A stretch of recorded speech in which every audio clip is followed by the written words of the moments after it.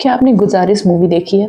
इसमें ऋतिक रोशन का character court से एक अजीब चीज डिमांड करता है कि उसे मरने की इजाजत दे दी जाए। ये तो एक मूवी थी, बट रियल लाइफ में भी एक ऐसा ही इंसिडेंट हुआ है, हरीश राणा केस। और इस वीडियो में हम इसी बात को समझने वाले हैं। हरीश राणा के पिता ने कोर्ट से जाकर ये मांग की कि उनके बेटे को इज्जत के साथ मरने की इजाजत दी जाए। ऐसे ही हमें न्यायाधीश टकरे जिन्होंने वो जजमेंट दी। 3 साल हो गए लड़ाई लड़ते हुए।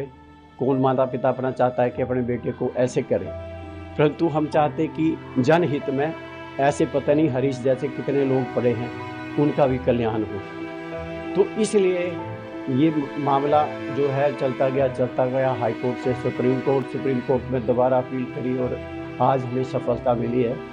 तो इसका ऐसा है कि अब ये मीडिया में वहाँ एम्स में ले जाया जाएगा, तो उसके लिए हम डिस्कस कर लेंगे। सर आज शाम को बेटा भी आएगा, हमारी मैडम है जो इसकी सेवा करती हैं दिन रात। सोचो कोई इंसान सालों तक हॉस्पिटल बेड पे पड़ा हो, न बोल सकता हो, न चल सकता हो और न ही अपने आसपास की दुनिया को समझ सकता हो। पहले हम जानते हैं कि हरीश राणा के साथ हुआ क्या था। हरीश राणा गाजियाबाद उत्तर प्रदेश के रहने वाले थे और वो एक इंजीनियरिंग स्टूडेंट थे। 2013 में चंडीगढ़ में जब वो पढ़ रहे थे तो उस दौरान उनके साथ एक एक्सीडेंट हुआ। वो किसी बिल्डिंग के 4th फ्लोर से गिर गए और इस एक्सीडेंट में उनको सीवियर ब्रेन इंजरीज हुई, जिसकी वजह से उनका ब्रेन डैमेज हो गया। डॉक्टर्स ने उन्हें बचाने की बहुत कोशिश की, वो बच भी गए, बट वो एक परमानेंट वेजिटेटिव स्टेट में चले गए। वेजिटेटिव स्टेट एक ऐसी कंडीशन होती है जिसमें इंसान का हार्ट बीट तो करता रहता है, बॉडी तो जिंदा रहती है, बट ब्रेन प्रॉपरली फंक्शन नहीं करता।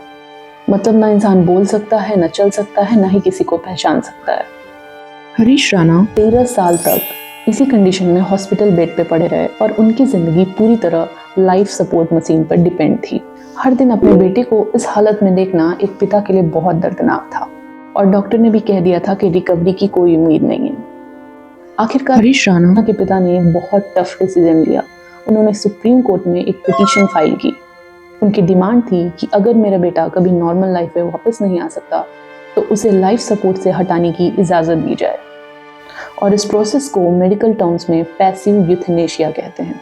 पैसिव यूथेनेशिया का मतलब होता है कि डॉक्टर किसी पेशेंट को एक्टिवली नहीं मारते, बट पेशेंट को जिंदा रखने वाली लाइफ सपोर्ट या मशीन को हटा दिया जाता है, जिससे पेशेंट की नेचुरली डेथ हो जाती है। और ये टॉपिक बहुत ही इमोशनल और कॉन्ट्रोवर्शियल है। केस को सुनने के बाद सुप्रीम कोर्ट ऑफ इंडिया ने मेडिकल रिपोर्ट्स और पूरी सिचुएशन को एग्जामिन किया। कोर्ट ने कहा कुछ एक्सट्रीम मेडिकल सिचुएशंस ने इंसान को डिग्निटी के साथ जीने का ही नहीं बल्कि डिग्निटी के साथ मरने का भी अधिकार होना चाहिए। इसलिए कोर्ट ने स्ट्रिक्ट मेडिकल सुपरविजन में हरीश राणा लाइफ सपोर्ट को विड्रॉ करने की परमिशन दे दी है। और ये decision supreme court of India ने रिसेंटली 11 मार्च ऑफ 2026 को लिया है। ये डिसीजन इंडिया में पैसिव यूथेनेशिया के डिबेट का एक इम्पोर्टेंट केस बन चुका है।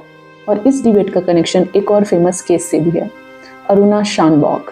1973 में उन पर एक ब्रूटल अटैक हुआ था, जिसके बाद से उनको सीवियर इंजरीज हुई थी और वो भी एक वेजिटेटिव स्टेट में चली गई थी। Aruna Shanbaug King Edward Memorial Hospital Mumbai में जूनियर नर्स थी। जब उनके साथ ये इंसिडेंट हुआ था तो वो सिर्फ 25 साल की थी और परमानेंट वेजिटेटिव स्टेट में जाने के बाद उन्होंने लगभग 42 साल इसी कंडीशन में अपनी जिंदगी बिताई। 2011 में सुप्रीम कोर्ट ने उन्हें मरने की इजाज़त तो नहीं दी, लेकिन सुप्रीम कोर्ट ने इसी केस में पैसिव यूथेनेशिया के गाइडलाइंस एस्टेब्लिश किए। हरीश राणा केस ने उन्हीं लीगल प्रिंसिपल्स को रियल सिचुएशन में अप्लाई किया। फिल्म गुजारिश में भी ये सवाल उठाया गया था, क्या किसी इंसान को right to die with dignity मिलनी चाहिए? आज भी लोग इस बात पे डिवाइडेड हैं। कुछ लोग कहते हैं कि जिंदगी हर हाल में बचनी चाहिए, दूसरे लोग कहते हैं कि अगर जिंदगी सिर्फ लाइफ सपोर्ट पे डिपेंडेंट है तो क्या ये सिर्फ एक जिंदगी है? क्या उस इंसान को एक मरने का अधिकार नहीं होना चाहिए? लेकिन असली सवाल ये है कि अगर आप जज होते तो आप क्या फैसला लेते? कमेंट्स में ज़रूर बताइएगा। और अगर आपको ऐसी ही रियल लाइफ स्टोरीज सुनना पसंद है तो प्लीज़ चैनल को लाइक करिए, इसे ज़्यादा से ज़्यादा लोगों तक शेयर कीजिए और सब्सक्राइब करना बिल्कुल मत भूलिए।